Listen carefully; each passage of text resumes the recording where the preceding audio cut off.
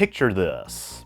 It's 1991, and you're about to lose a lot of money. That's because the Japanese asset price bubble and overinflation of the real estate market is about to pop. It had been a decent run, about 5 years. In addition to the out-of-control stock market prices, this babaru keiki, or bubble economy, was characterized by an uncontrolled money supply and generous expansion of credit. In other words, overconfidence and speculation, much like that which existed in the lead-up to the 2008 financial crisis, were exacerbated by excessive money printing by the Bank of Japan, or BOJ. Signs that the bubble was about to pop appeared as early as 1990, when the Nikkei stock index plummeted to half its peak. This coincided with a monetary tightening by the BOJ, and while asset prices visibly collapsed by early 1992, it wasn't over. The decline of Japan's economy would continue for more than a decade. The bursting of the bubble led in large part to what many would later refer to as the lost decade. But what are the other conditions that led to this decline? And why has it continued to such an extent that many refer to the 2000s and 2010s as lost decades? Finally, could it happen in other countries like the United States? Let's find out.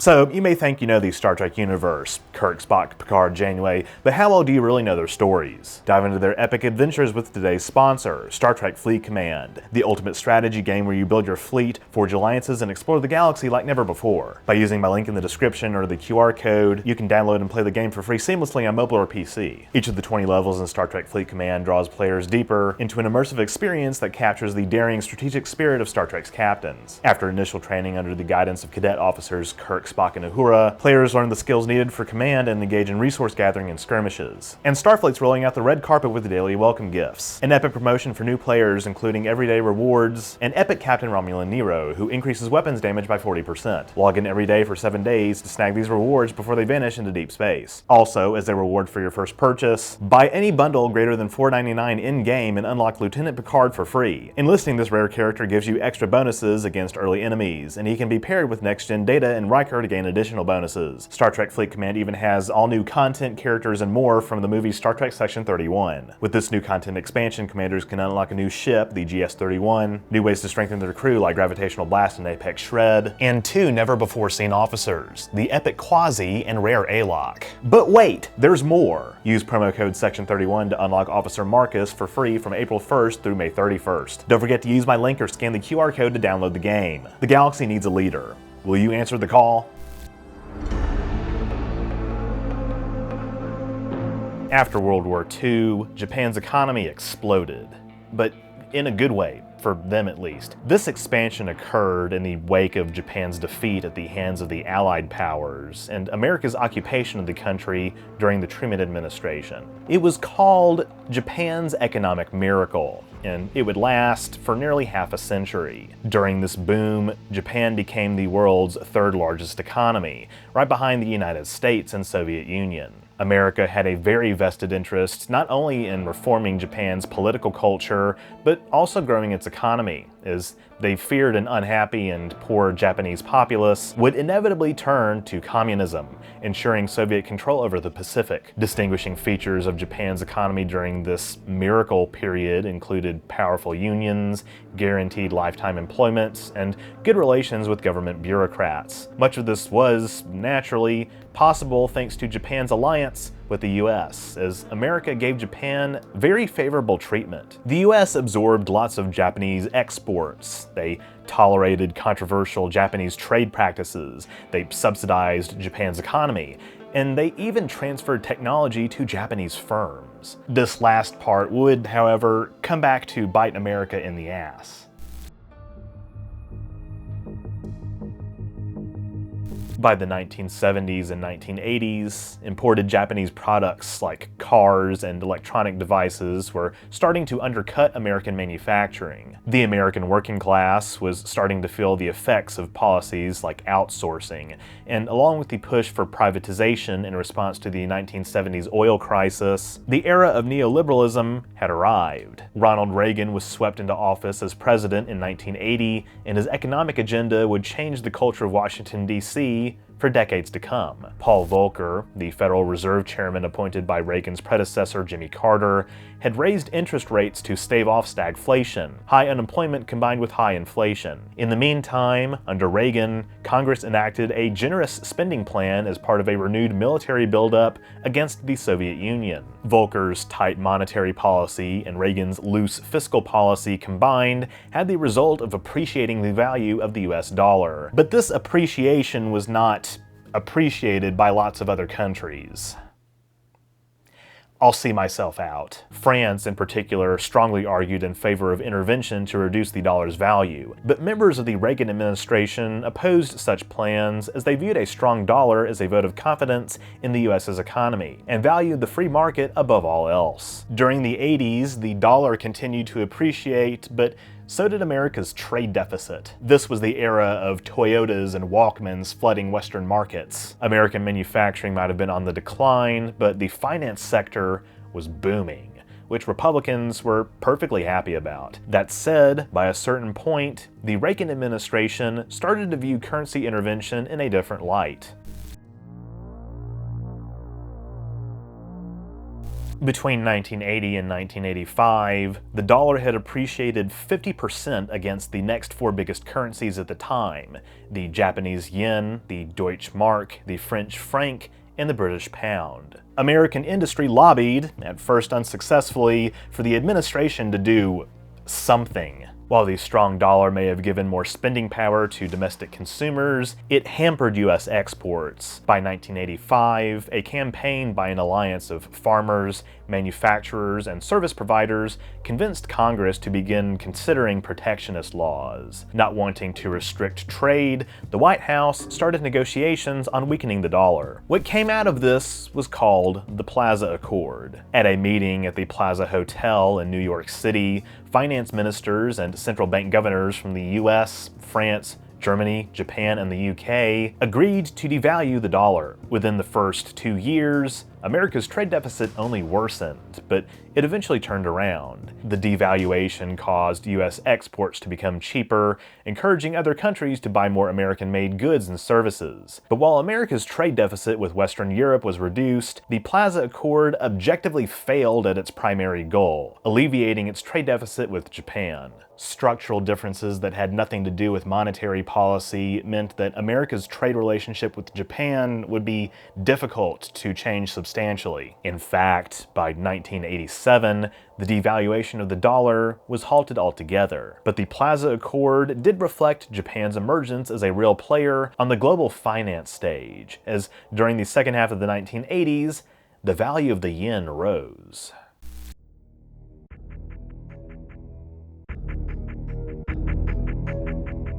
But many economists agree that the Plaza Accord alone isn't enough to explain the inflation and bursting of the asset price bubble. Because Japan's economy was largely based on exports, the appreciating yen hurt their economy in a similar way as was earlier recognized about the US economy. In addition to increased public investment by the Japanese government, the Bank of Japan pursued aggressive monetary easing, or making it easier to borrow. By spring 1988, the dollar had begun to strengthen against the yen again, but the BOJ's policy was primarily aimed at stabilizing the foreign exchange rate, not specifically stabilizing the domestic economy. Hence, the situation we found ourselves in at the beginning of this video: a bubble. Across the country, commercial land prices rose 80.9% between 1985 and 1991, with residential and industrial land prices jumping 51.1% and 51.7%, respectively, over the same time period. But the effects were even worse felt in cities. Urban land prices rose 302.9%, 180.5%, and 162% respectively. In Tokyo, for instance, the physical amount of land within the city's commercial districts could not keep up with market demand. In 1984, the average price for 1 square meter of land in Tokyo's commercial district was 1.3 million yen, or $5,600 in 1984 dollars. Within just a year, that price rose to 1.8 million yen, or $7,958.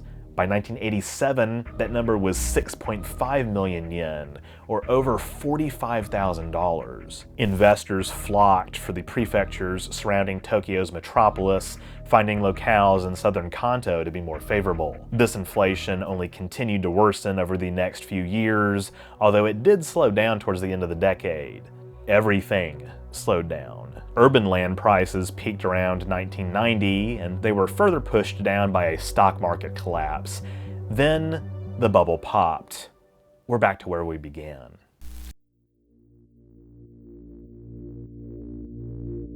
More visible than the growing money supply was the growth of credit, with financial deregulation leading to a rapid increase in funding of the corporate and housing sectors. Beyond the Plaza Accord, many commentators point to the BOJ's failure to act fast enough as a leading cause of the bubble's burst. Japan actually experienced a recession in 1987 after export losses caused the country's GDP growth to drop. The government responded by shifting its focus to stimulating demand within their country, but it was too little, too late. The BOJ would later be criticized for its focus on currency manipulation instead of stabilizing inflation. Even after the BOJ hiked interest rates in 1989, it seemed to have little effect. Japanese people had also, by the late 1980s, started to invest more money into the capital market rather than savings deposits. This left banks in a tight squeeze as the cost of lending grew while the consumer base shrank. Banks were forced to promote loans to smaller firms that were backed by properties.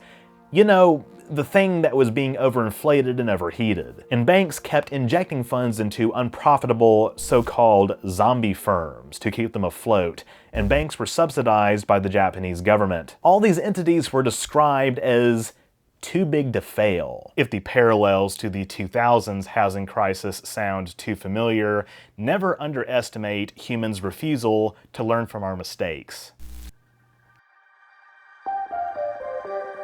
After it was proven these practices were unsustainable, a wave of consolidation ensued. Many firms were burdened by heavy debts, meaning credit was now difficult to obtain. Many borrowers turned to loan sharks, called sarakin, and the interest rate has remained below 1% since 1994. But what were some of the other immediate, and long-term for that matter, economic effects? Well, for one thing, the end of Japan's dominance in many aspects of the world economy. Despite mild recovery in the 2000s, Japanese firms like Toyota, Sony, Panasonic, Sharp, and Toshiba now had to fend off strong competition from counterparts in countries like China and South Korea. In 1989, 32 of the world's top 50 companies by market capitalization were Japanese. But by 2018, only one Toyota remained. Many Japanese companies replaced large swaths of their workforce with temp workers who now possessed fewer benefits and little job security. Non-traditional employees made up a third of the labor force by 2009, and wages have largely been flat, falling around 13% between 1997 and 2013. By 2010, household income had fallen to 1987 levels. But, broadly speaking, the legacy of the asset price bubble can be summed up in one word: stagnation. It took over a decade for Japan's GDP to recover to 1995 levels. Its output per capita has fallen behind Australia, and its productivity growth has been slower than other developed countries. Japan has effectively run a deficit since 1991, and its debt, 240% of GDP, eventually reached the highest of any nation on Earth. While most of Japan's public debt is held by the BOJ and in the domestic market, the debt's sheer size is considered worrisome for Japan's long-term financial health. This is not to say that no measures have been taken to try and alleviate some of these effects. After Shinzo Abe was elected prime minister in 2012, he introduced reforms designed to increase inflation, increase worker productivity, and address Japan's aging population. While these reforms were initially met with positive investor response, sales tax increases to balance the budget have hampered their successes, and the impact on wages was also muted. only 28% of the population expected to see a pay raise, while nearly 70% were considering cutting back expenses. And as you can expect, the COVID-19 pandemic didn't help things either. But one of the big concerns lots of Western governments and commentators have expressed is that Japan's lost decades are a preview of what can happen to other developed nations. Much of the deflation that Japan experienced was considered a nightmare scenario for the US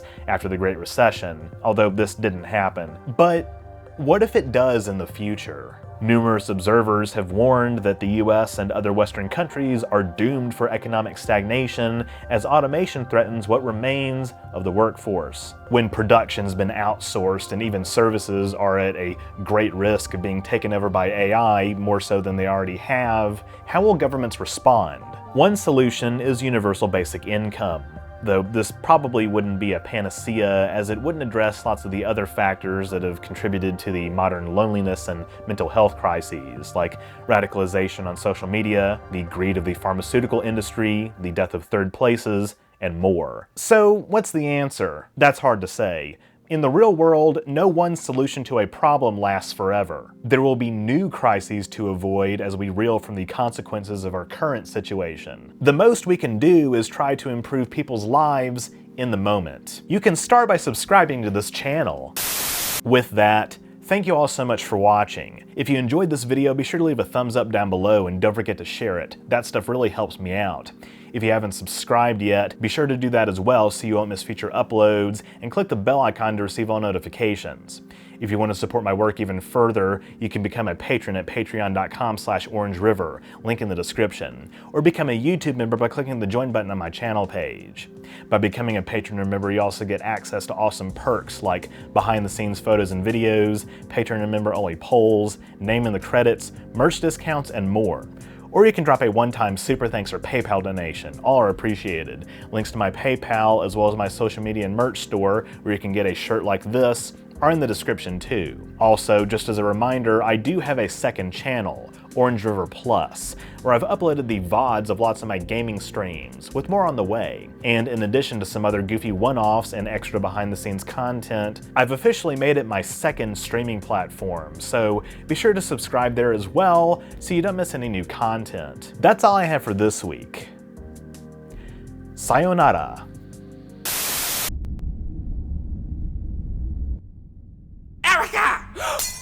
Oh my god! Erica, can you hear me? Dr. Azukaza? I saw you die! I've emerged from the depths of reptilian hell to deliver a very important message. I spoke at your funeral! Erica, listen very carefully. Issue 2 of Star Trek Endurance is now available for patrons and members of OrangeRiver. This has got to be a nightmare. Just sign up for $2 or more at patreon.com/OrangeRiver or click the join button on OrangeRiver's YouTube channel page. It's that simple, even you could do it. Wake up, Erica! Wake up! You must inform the people, Erica. It's your duty. Erica! Do you like merchandise? If so, head on over to the new and improved OrangeRiver merch store. That's right, OrangeRiver is now officially on Spreadshop. I've got a bunch of awesome new designs, including All the Way Down, All the Way, Vape God, Tally, aka Best Girl, it was totally worth it. and what is perhaps my greatest design yet, I love being married to my husband. Plus, I've got some of my classic designs like OrangeRiver Arrowhead, N7, Metroid, Mycelial Network, The mycelial network is like Mycelial Network, and more. And there are even some new products like OrangeRiver hats. That's right, OrangeRiver hats now exist. Visit the link in the description to get discounts and other special deals on items from my store.